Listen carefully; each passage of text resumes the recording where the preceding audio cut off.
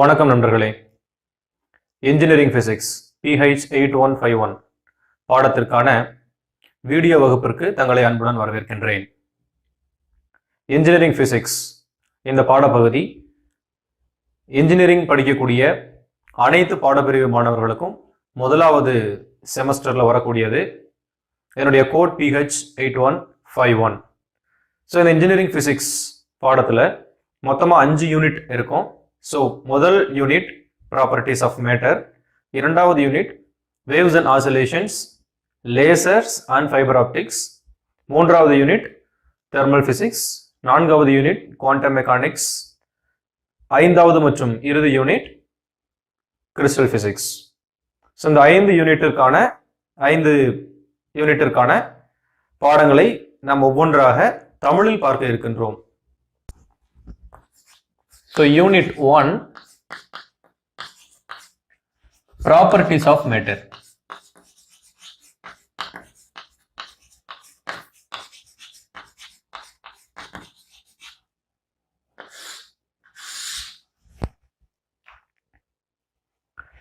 இப்போ இதுல properties of matter அப்படின்றதுல மேட்டர் அப்படின்னா என்ன?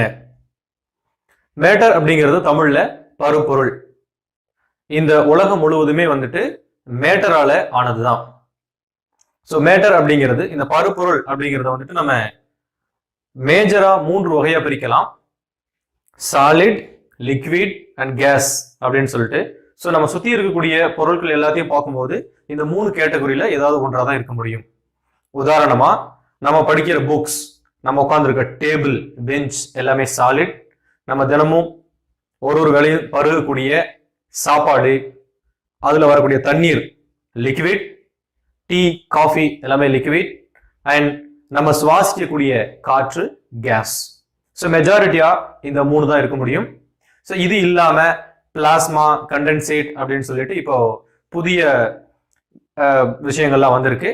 பட் நம்ம மேஜரா சாலிட், லிக்விட் அண்ட் கேஸ் இந்த 3 தான் நம்ம எடுத்துப்போம்.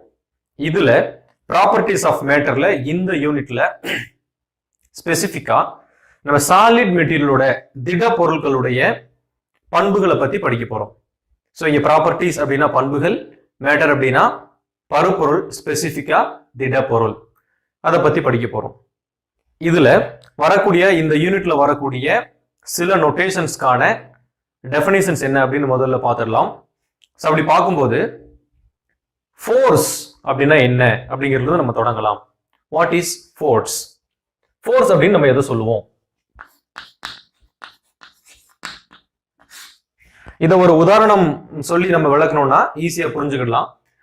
ஒரு பால் இருக்கு ஃப்ளோர்ல அப்படின்னு வச்சுக்கோங்க.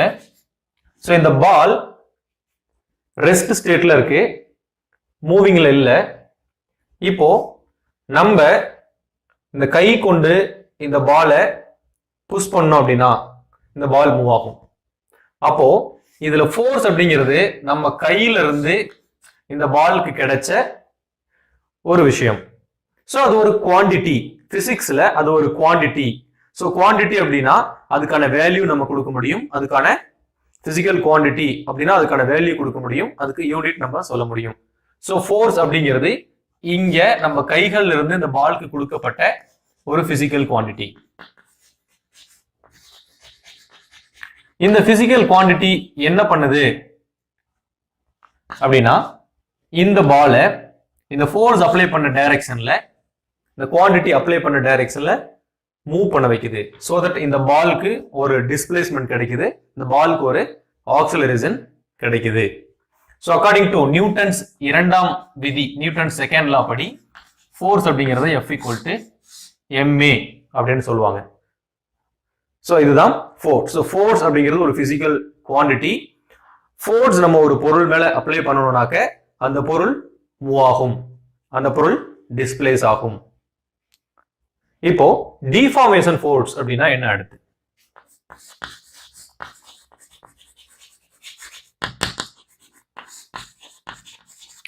டிஃபார்மேஷன் ஃபோர்ஸ் அப்படின்னா என்ன? டிஃபார்மேஷன் ஃபோர்ஸ் அப்படிங்கிறது அந்த ஃபோர்ஸை வந்து நம்ம ஒரு பொருள் மேல அப்ளை பண்ணனா அந்த பொருள் மூவ் ஆகாது. அதுக்கு பதிலா அந்த பொருளுடைய சைஸோ அல்லது ஷேப்போ வந்து மாறும். எப்படின்னா, உதாரணமா நம்ம ஒரு ஒயர் வச்சுக்கிறோம்னு வச்சுக்கோங்க. ஒரு ஒயர் எடுத்துக்கிறோம். இந்த ஒயர்ல ஒரு ஃபோர்ஸ் அப்ளை பண்றோம். ஒயரோட இனிஷியல் லென்த் கேபிட்டல் L இருக்குது. இந்த ஃபோர்ஸ் அப்ளை பண்றதுனால இந்த ஒயர் ஒரு குறிப்பிட்ட அளவு நீட்சி அடைந்து எக்ஸ்டெண்ட் ஆகி புதிய லென்த்தா L பிரைம் அப்படின்னு வருது. ஸோ அப்போ Lங்கிற லென்த் இருந்த இந்த ஒயர் L பிரைம்ங்கிற லென்த்துக்கு எக்ஸ்டெண்ட் ஆகிருக்கு. அப்ப இந்த பொருளுடைய நீளம் அதிகரிச்சிருக்கு. ஸோ அதனுடைய சைஸ் வேரி ஆகிருக்குது.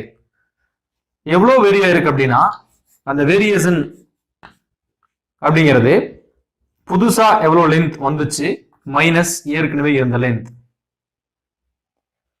ஸோ L பிரைம்ல இருந்து L கழிச்சிட்டோம்னா நமக்கு எவ்வளவு லென்த் இது எக்ஸ்டெண்ட் ஆயிருக்கு அப்படிங்கிறது கிடைச்சிடும். ஸோ இப்ப டிஃபார்மேஷன் ஃபோர்ஸ் அப்படிங்கிறது என்ன அப்படின்னாக்க, ஒரு பொருளை இந்த ஃபோர்ஸ் வச்சு அப்ளை பண்ணும்போது அந்த பொருளுடைய நீளமோ அல்லது சைஸோ மாறுபடும். ஆனால் அந்த பொருள் மூவ் ஆகாது. அப்படின்னா நம்ம அப்ளை பண்ண ஃபோர்ஸ்க்கு பேரு டிஃபார்மேஷன் ஃபோர்ஸ். சரிங்களா? அடுத்ததாக எலாஸ்டிசிட்டி. நெக்ஸ்ட் நம்ம டிஸ்கஸ் பண்ண போற டேர்ம் எலாஸ்டிசிட்டி.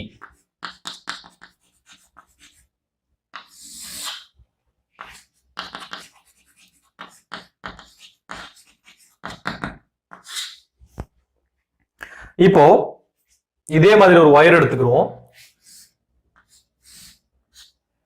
நம்ம ஃபோர்ஸ் அப்ளை பண்ணா இந்த ஒயர் எலாங்கேட் ஆகும். ஸோ இதனுடைய ஒரிஜினல் லென்த் Lங்கிறதுல இருந்து L பிரைம் அப்படிங்கிறதுக்கு இது எக்ஸ்டெண்ட் ஆகும் ஃபோர்ஸ் அப்ளை பண்ணும்போது. ஸோ ஃபோர்ஸ் அப்ளை பண்ணுனா இந்த ஒயர் டிஃபார்ம் ஆகுது, அதனுடைய நீளம் அதிகரிக்குது, உருவ மாறுபாடு வருது. இப்ப இந்த ஃபோர்ஸை வந்து வித்ட்ரா பண்ணிட்டால், அப்ளை பண்ண ஃபோர்ஸை எடுத்துட்டோம்னா இட் வில் கெட் ரீஃபார்ம். அது திரும்பவும் பழைய பொசிஷனுக்கே போயிடும்.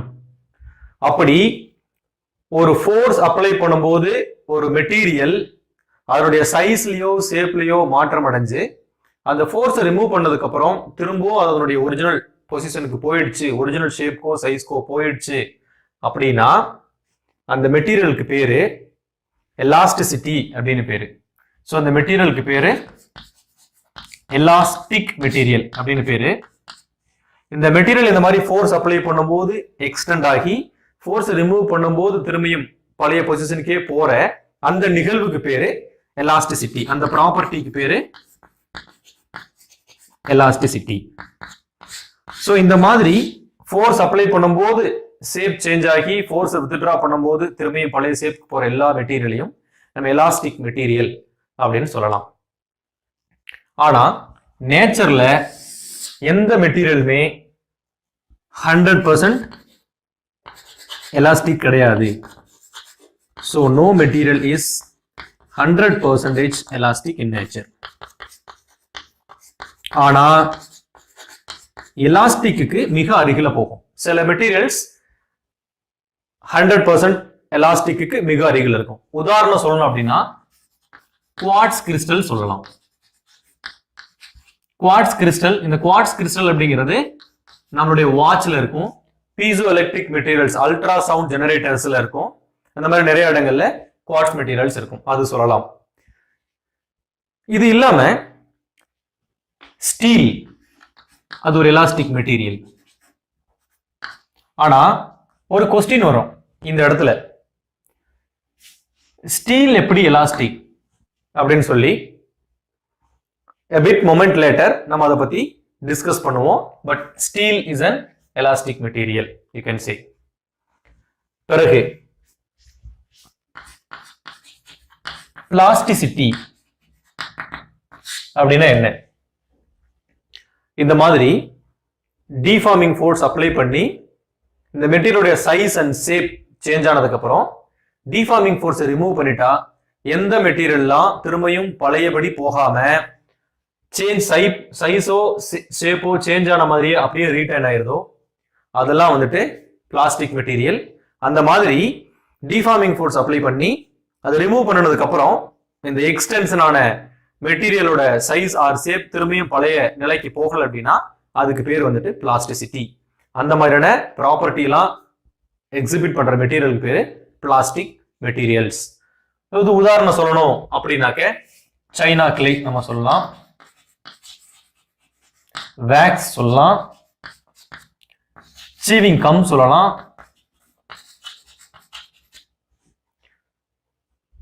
சோ இதெல்லாம் வந்துட்டு நீங்க ஒரு ஷேப் மாத்துனீங்க அப்படின்னோம்னா திரும்பியும் பழையபடி வராது. ஃபார் எக்ஸாம்பிள் ஒரு ஜூயிங் கம் எடுத்துட்டு ட்விஸ்ட் பண்ணிட்டு அப்படியே வச்சிட்டோம்னா அப்படியே இருக்கும்.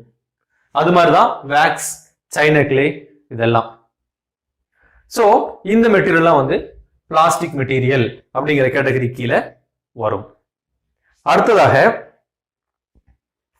இப்ப இந்த ப்ராப்பர்ட்டி எலாஸ்டிசிட்டி ஆகட்டும், பிளாஸ்டிசிட்டி ஆகட்டும், இது எப்படி அக்கர் ஆகுது அப்படின்னாக்க இது எல்லாமே நம்ம எந்த மெட்டீரியல் எடுத்துக்கிறோமோ அந்த மெட்டீரியலோட மாலிகுலர் அரேஞ்ச்மெண்ட்டை பொறுத்து இருக்கும். So it is a molecular property.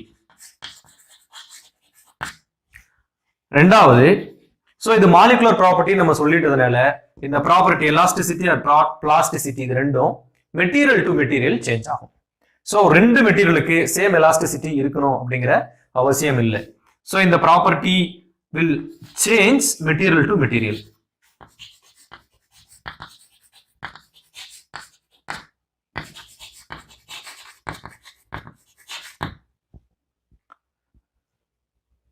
And next, stress. அடுத்து நம்ம பார்க்கக்கூடிய டேர்ம் ஸ்ட்ரெஸ். அப்படின்னா என்ன? இப்போ இந்த எலாஸ்டிசிட்டி நம்ம டிஃபைன் பண்ணும்போது ஒரு பொருள் மேல ஒரு ஃபோர்ஸ் கொடுத்தோம் இல்லைங்களா, இந்த ஃபோர்ஸை நம்ம ஸ்ட்ரெஸ் அப்படிங்கிற ஒரு குவாண்டிட்டி வச்சு டிஃபைன் பண்ணலாம். எப்படி அப்படின்னா ஸ்ட்ரெஸ் அப்படிங்கிறது நம்ம கொடுத்த force per unit area, right? அதாவது நீங்க ஒரு மெட்டீரியல் எடுத்துக்கிட்டீங்கன்னா இந்த மெட்டீரியலோட டாப்ல ஒரு யூனிட் ஏரியால எவ்வளவு ஃபோர்ஸ் அப்ளை பண்றோம். யூனிட் ஏரியா அப்படின்னா ஏரியா அப்படிங்கிறது என்னது? பக்கம் இன்டு பக்கம் ஏரியா. ஸோ யூனிட் ஏரியா அப்படின்னா 1 சென்டிமீட்டருக்கு 1 சென்டிமீட்டரா இருக்கலாம், அல்லது 1 மில்லிமீட்டருக்கு 1 மில்லிமீட்டரா இருக்கலாம், அல்லது 1 மீட்டருக்கு 1 மீட்டரா இருக்கலாம். ஸோ அந்த மாதிரி இருந்தா அதுக்கு பேரு யூனிட் ஏரியா. ஸோ நம்ம ஒரு யூனிட் ஏரியால எவ்வளவு ஃபோர்ஸ் அப்ளை பண்ணணும், எவ்வளோ டிஃபார்மிங் ஃபோர்ஸ் அப்ளை பண்ணணும் அப்படிங்கிறது தான் ஸ்ட்ரெஸ். ஸோ நம்ம அப்ளை பண்ண அந்த ஃபோர்ஸ் அந்த மெட்டீரியல்ல ஷேப் அல்லது சைஸ் சேஞ்சை வந்து கிரியேட் பண்ணும். அதனால அதுக்கு பேரு டிஃபார்மிங் ஃபோர்ஸ் நம்ம ஏற்கனவே சொல்லியிருக்கிறோம். ஸோ யூனிட் ஏரியால அப்ளை பண்ண டிஃபார்மிங் ஃபோர்ஸ்க்கு பேர் வந்து stress. So stress is the force applied per unit area. இதுக்கு யூனிட் என்னன்னு பாத்தீங்கன்னா ஃபோர்ஸ்க்கான யூனிட் நியூட்டன், ஏரியாக்கான unit metre square. So that நம்ம இதை எப்படி எழுதிக்கலாம்னாக்க நியூட்டன் பர் மீட்டர் ஸ்கொயர் அப்படின்னு யூனிட் எழுதிக்கலாம். அடுத்ததாக ஸ்ட்ரெயின். இப்ப இந்த ஸ்ட்ரெஸ்ல எத்தனை டைப் இருக்கு அப்படின்னு பார்த்தோம்னா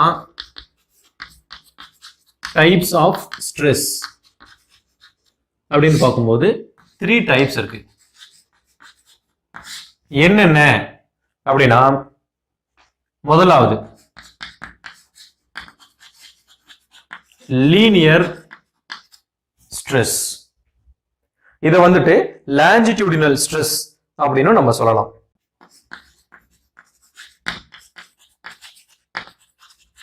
ஆர் நார்மல் ஸ்ட்ரெஸ்னு நம்ம சொல்லலாம். ரெண்டாவது shear stress or tangential stress.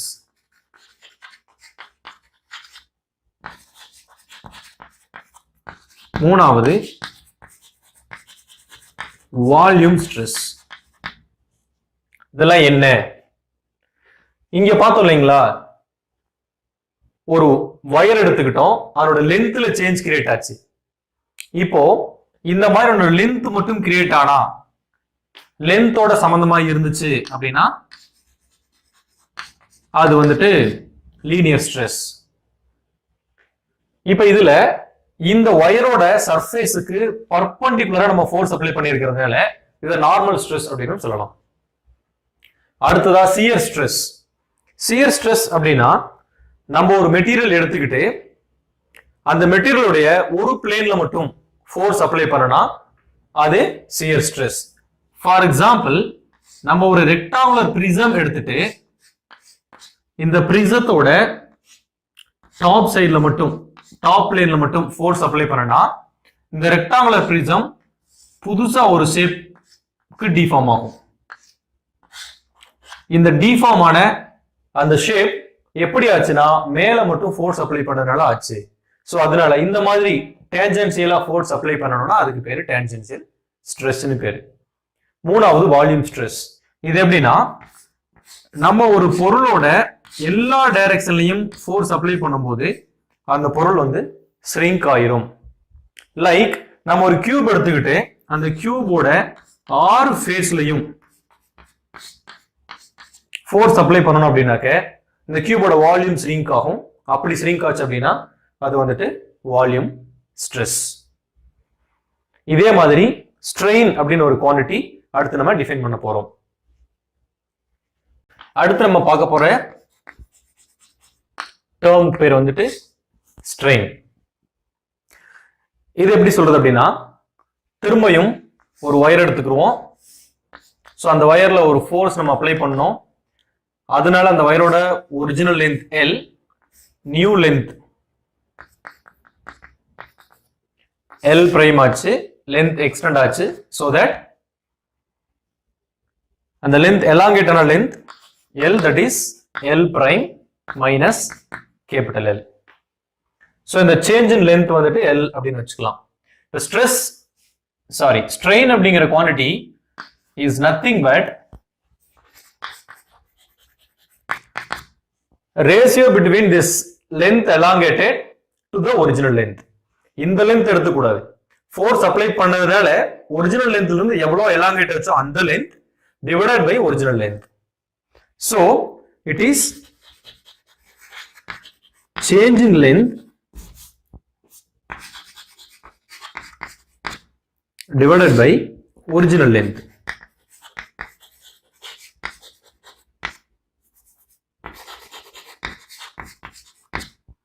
Change in length அப்படிங்கிறது small l divided by original length அப்படிங்கிறது capital L. இங்க பார்த்தோம்னா change in lengthம் மீட்டர்ல தான் யூனிட் வரும், ஒரிஜினல் லென்த்தும் மீட்டர்ல தான் யூனிட் வரும். ஸோ ரெண்டு மீட்டரும் நியூமரேட்டர் டினாமினேட்டர் கேன்சல் ஆயிரும். சோ ஸ்ட்ரெயினுக்கு no unit.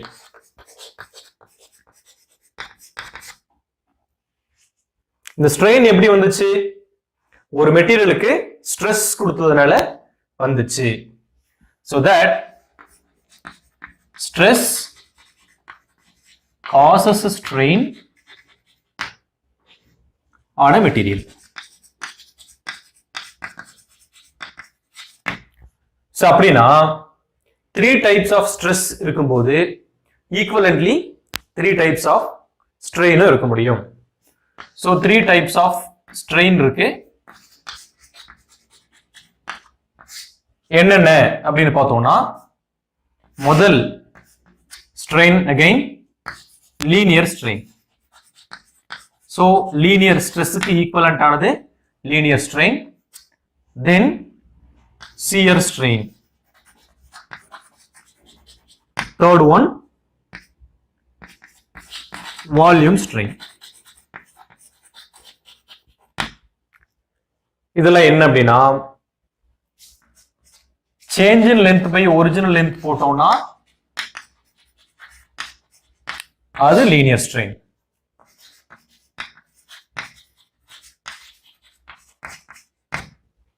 Okay, shear strain அப்படிங்கிறது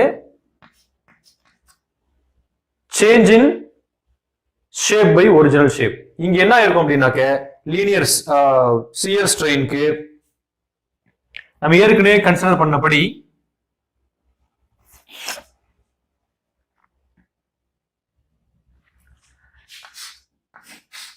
ஒரு ரெக்டாங்குலர் prism கன்சிடர் பண்ணோம்னா for the application of the stress in the material இந்த மாதிரி டில்ட் ஆயிருக்கும். கீழ் பகுதி எப்படி இருக்கும், மேல் பகுதி டில்ட் ஆயிருக்கும். ரைட்? இப்போ இந்த ஆங்கிள் ஆஃப் சியர் கண்டுபிடிச்சோம் அப்படின்னாக்க இங்க ஒரு லென்த் சேஞ்ச் வருது பாத்தீங்களா, இது ஸ்மால் எல். இந்த மெட்டீரியலுடைய ஒரிஜினல் லென்த் கேபிட்டல் எல்.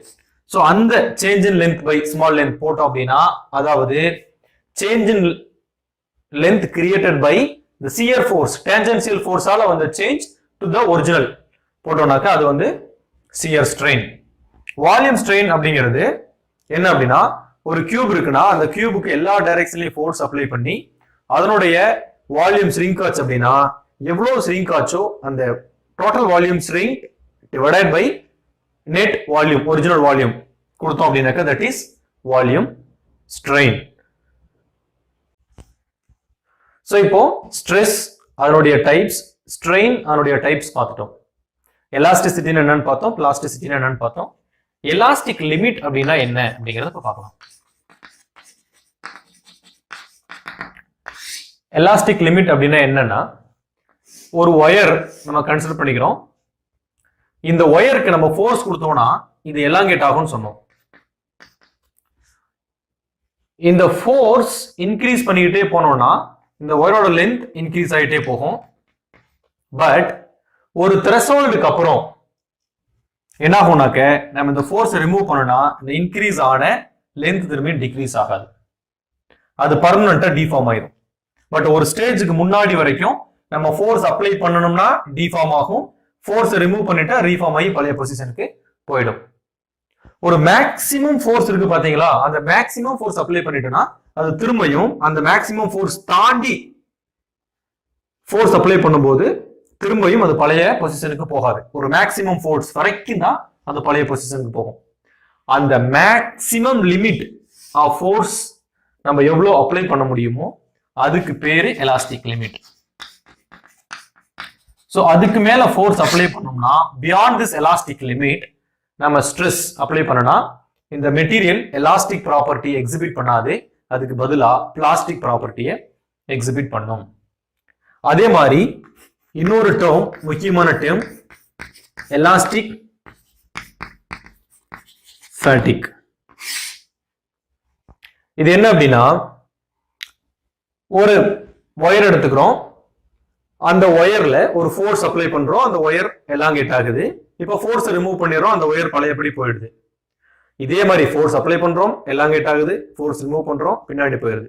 இந்த மாதிரி இந்த application of force, removal of ஃபோர்ஸை திரும்ப திரும்ப கொடுத்துக்கிட்டே இருந்தோம்னா ஒரு சர்டன் டைம்க்கு அப்புறம் இந்த மெட்டீரியல் திரும்ப பழைய இதுக்கு போகாது. ஸ்லோவா அதனுடைய எலாஸ்டிசிட்டியை வந்து அது இழக்க ஆரம்பிக்கும். Because repeated application of the force. ஒரு கட்டத்துக்கு அப்புறம் அது வந்து ரீஃபார்ம் ஆகி கொஞ்சம் பர்மனண்டா பிளாஸ்டிக் நேச்சரை வந்து அது எக்ஸ்பெக்ட் பண்ண ஆரம்பிச்சிடும். அதனுடைய ஒரிஜினல் லென்த்ல அது பின்னாடி போகாம கொஞ்சம் எக்ஸ்ட்ரா லென்த்ல இருக்கும். அந்த மாதிரி இருந்துச்சு அப்படின்னா அந்த மாதிரி ஒரு சிச்சுவேஷனுக்கு பேர் தான் வந்துட்டு எலாஸ்டிக் ஃபேட்டிக். இது எதனால வருதுன்னா தொடர்ச்சியா ஃபோர்ஸ் அப்ளை பண்றது, ரிமூவ் பண்றது, அப்ளை பண்றது, ரிமூவ் பண்றது, இந்த மாதிரி பண்ணனால வரும். அது இல்லாம தொடர்ந்து கண்டினியூஸா ஃபோர்ஸ் கொடுத்து அந்த பொருளை எலாங்கேட் பண்ணி வச்சிருந்தாலும் வரும். லைக் ஒரு ஸ்ப்ரிங்கை வந்து இழுத்து விட்டுட்டு இருந்தோம், இழுத்து விட்டுட்டு இருந்தோம்னா கொஞ்ச நேரத்துல அந்த ஸ்ப்ரிங்கோட லென்த் ஜாஸ்தி ஆயிரும். அல்ல இழுத்தே பிடிச்சிட்டு இருந்தோம்னாலும் ஒரு கட்டத்துக்கு அப்புறம் அது அப்படியே நின்றும். அந்த ஸ்டேஜுக்கு பேரு எலாஸ்டிக் ஃபேட்டிக். அடுத்ததாக ஹூக்ஸ் லா.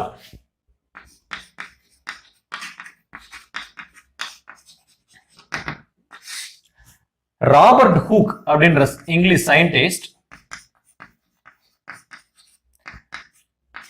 1679ல ஸ்ட்ரெஸ் அண்ட் ஸ்ட்ரெயினை வந்து அவர் ரிலேட் பண்ணி ஒரு கான்செப்ட் சொன்னார். அந்த கான்செப்ட் அவரோட பேர்லயே ஹூக்ஸ் லா அப்படின்ற பேர்ல அழைக்கப்படுது. அவர் என்ன சொன்னார்னா, under elastic limit.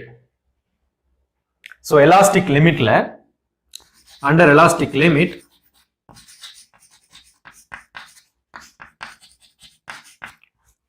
stress is directly proportional to strain அப்படின்னு சொன்னார்.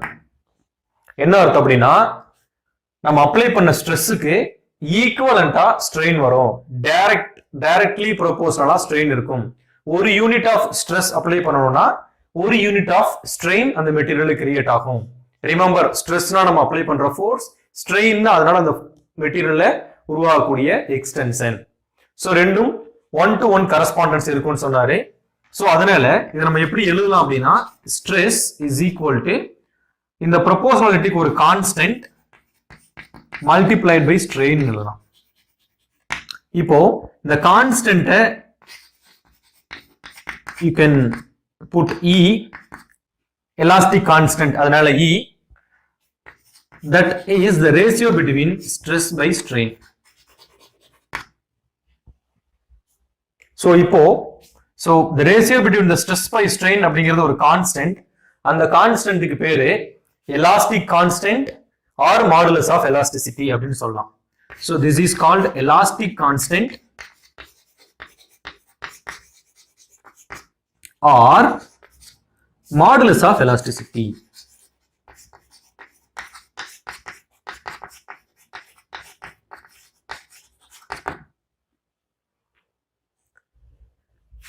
இப்போ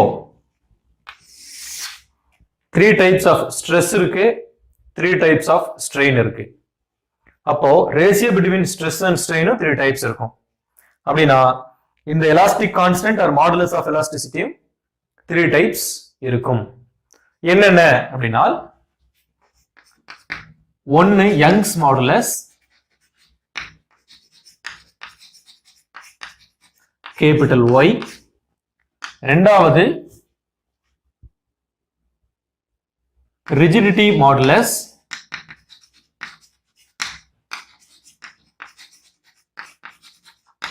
N. மூணாவது bulk modulus.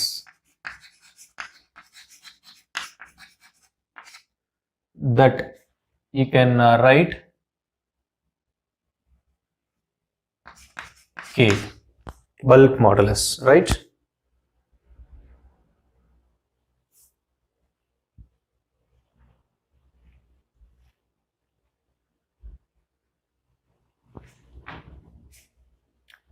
So one by one பார்க்கலாம்.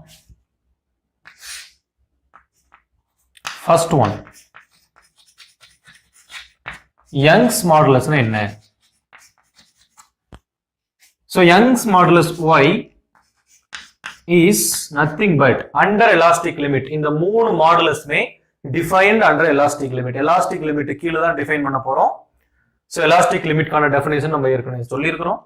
So elastic limitல linear stress by linear strain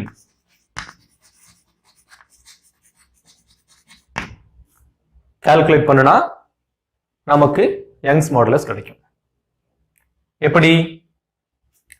ஒரு வயர் எடுத்துக்கோங்க.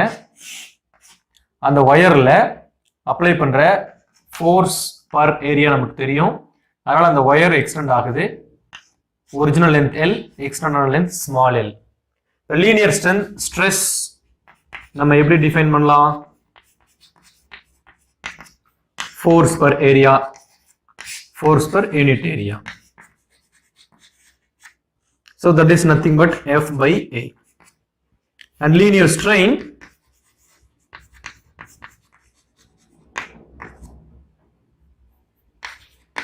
which is equal to change in length by original length.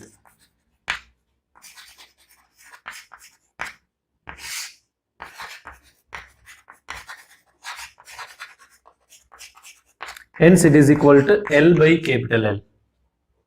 So if இது ரெண்டுக்கும் ratio எடுத்தோம் அப்படின்னா என்ன ஆகும்? So Y is equal to F by A divided by small l by capital L. So this becomes F by A multiplied by capital L by small l invert ஆகி வரும். So L by L க்கு unit கிடையாது, ஸ்ட்ரெயினுக்கு unit கிடையாது, ஸ்ட்ரெஸ்க்கு மட்டும் தான் unit இருக்கு. அப்படிங்கிறனால யங்ஸ் மாடுலஸ்க்கும் unit newton per metre square தான். So இதுதான் செகண்ட் rigidity modulus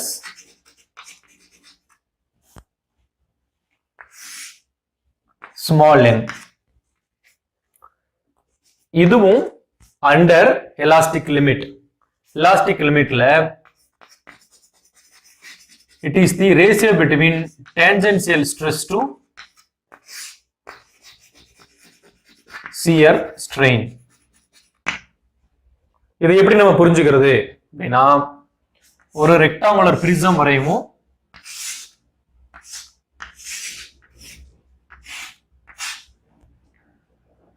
இந்த பிரிசத்தோட top face AB CD and bottom face EF GH னு வச்சுக்கலாம். இந்த டாப் ஃபேஸ்ல மட்டும் நம்ம ஒரு ஃபோர்ஸ் அப்ளை பண்றோம்னு வச்சுக்கோங்க. Force per unit area apply பண்றோம். அதனால இந்த மெட்டீரியல் இப்படி எக்ஸ்டெண்ட் ஆகும்.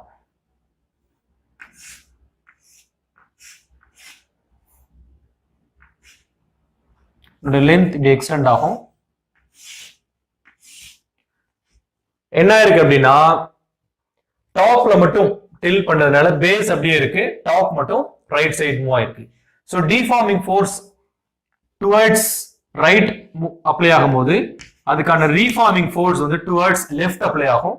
ஸோ அதனால ஒரு ஃபோர்ஸ் இந்த டைரக்ஷன்ல இன்னொரு ஃபோர்ஸ் ஆப்போசிட் டைரக்ஷன் அப்ளை ஆனதுனால இப்படி இருந்த அந்த ரெக்டாங்குலர் பிரிசம் இப்படி டில்ட் ஆயிடுது. ஸோ இந்த டில்டான ஆங்கிள், ஷியரான ஆங்கிள் தீட்டான்னு வைக்கலாம். ஸோ என்னுடைய ஒரிஜினல் லென்த் எல், இங்க சீரான லென்த், மூவ் ஆன லென்த் ஸ்மால் எல் அப்படின்னு வச்சுக்கலாம். So this is capital L, இது ஸ்மால் எல். ரைட்டுங்களா? இப்போ டேஞ்சென்ஷியல் ஸ்ட்ரெஸ்ஸுக்கான ரிலேஷன் என்ன அப்படின்னா,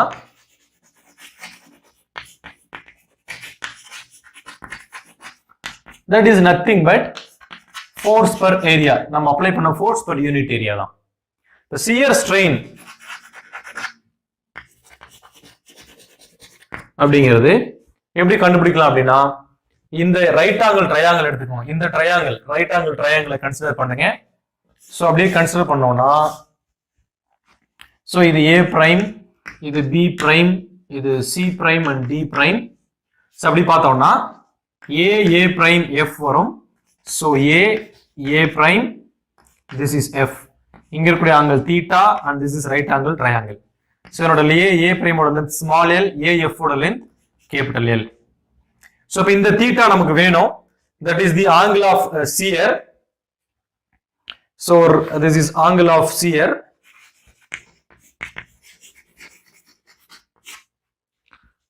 So that is equal to, that is theta. இது எப்படி எழுதுறதுன்னா, we can calculate tan theta. Tan theta is nothing but opposite side by adjacent side. So தமிழ்ல சொல்லணும்னா அடுத்துள்ள பக்கம் பை எதிர்பக்கம் பை அடுத்துள்ள பக்கம். So opposite side by adjacent side. So straight away we can write small l by capital L. So for small theta, tan theta நம்ம ஸ்ட்ரைட்டா தீட்டான்னு எழுதிக்கலாம். that is L by L. so இந்த theta தான் shear strain, it is small l by capital L. இதோட ரெண்டோட ratio எடுத்தோம்னா n கிடைச்சிரும். so n is equal to F by A divided by small l by capital L, that is equal to F by A into small capital L by small l. so again இங்கேயும் பார்த்தீங்கன்னாக்க Newton per meter square தான் unit. So this is shear strain, right? Sorry, this is rigidity modulus of a material. So first என்ன பண்ணணும், ஒரு rectangular shape எடுத்துக்கிறோம், அதுல டாப்ல மட்டும் ஃபோர்ஸ் அப்ளை பண்றோம், அந்த பாடி டிஃபார்ம் ஆகுது. ஸோ அப்போ ratio of this tangential stress apply to the shear strain, இந்த ஆங்கிள் ஆஃப் shear கண்டுபிடிக்கணும். ஸோ டேஞ்சென்ஷியல் ஸ்ட்ரெஸ்க்கு ஃபார்முலா இருக்கு F by A. shear strain இந்த ரைட் ஆங்கிள் ட்ரையாங்கிள் கன்சிடர் பண்ணி அதுல இருந்து எழுதுறோம். ரெண்டுக்கான ரேஷியோ கண்டுபிடிக்கும் போது நம்மளுக்கு ரிஜிடிட்டி மாடுலஸ் கிடைச்சிருது. மூணாவது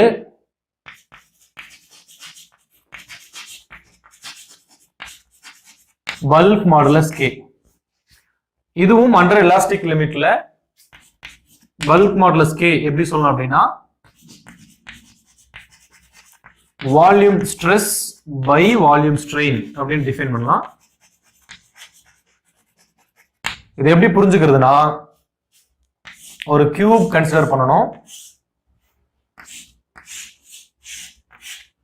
அந்த கியூபோட ஒரிஜினல் வால்யூம் V, அதனுடைய change in volume small v. அதாவது இதனோட 6 ஃபேஸ்லயும் ஃபோர்ஸ் அப்ளை பண்ணதுனால இதுல சேஞ்ச் ஆன volume V, applied force F, ஒரு surface area A.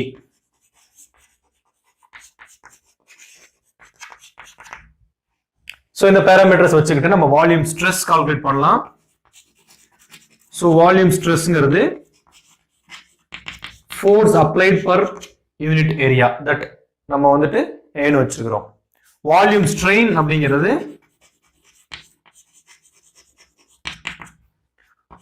Change in volume by original volume. இப்போ ஃபோர்ஸ் பை ஏரியா அப்படிங்கிறது நத்திங் பட் பிரஷர் P, ரைட்டுங்களா? This you can say pressure. So இப்போ நம்ம K அப்படிங்கிறது ratio between this force by area divided by strain, change in volume by original volume. So force by area நம்ம P ன்னு எழுதலாம் and this is capital V by small v. So this is nothing but bulk modulus and again இதுக்கும் unit Newton per meter square. So இதுதான் வந்து bulk modulus அப்படிங்கிறது. So 3 மாடுலஸ்க்கான concept இப்போ நம்ம discuss பண்ணிட்டோம். ஸோ இந்த வீடியோ லெக்சர்ல நம்ம என்னென்ன பார்த்துருக்கோம்னா ஃபோர்ஸ்னா என்ன, டிஃபார்மேஷன் ஃபோர்ஸ்னா என்ன, எலாஸ்டிசிட்டினா என்ன, பிளாஸ்டிசிட்டினா என்ன, what are elastic materials, what are plastic materials, elastic limit, elastic fatigue, Hooke's law, ஸ்ட்ரெஸ்னா என்ன, ஸ்ட்ரெயின்னா என்ன, மாடுலஸ் ஆஃப் எலாஸ்டிசிட்டினா என்ன, different types of modulus of elasticity, இது எல்லாமே நம்ம டிஸ்கஸ் பண்ணியிருக்கிறோம். தொடர்ந்து நம்ம அடுத்தடுத்த டாபிக் அடுத்தடுத்த வீடியோல பார்ப்போம். தேங்க்யூ.